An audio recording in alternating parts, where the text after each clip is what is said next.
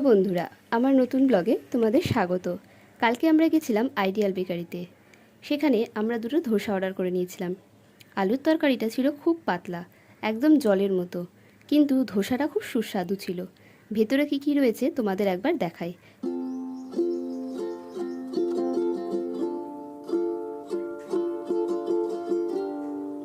কাজু, কিশমিশ, চিপস আর পনির।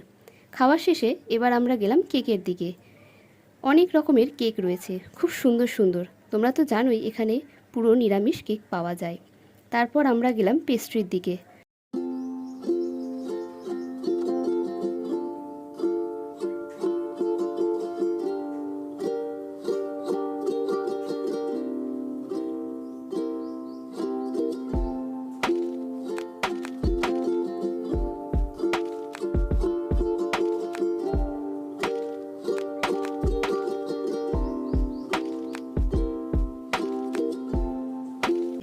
কয়েকটা পেস্ট্রি নিয়ে নিলাম।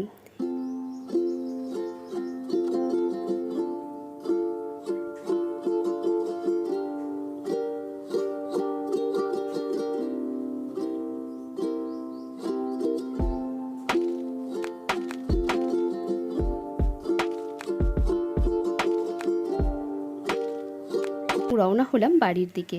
যাওয়ার পথেই নেমে গেলাম সেতু মোড়ে মিষ্টির দোকানে।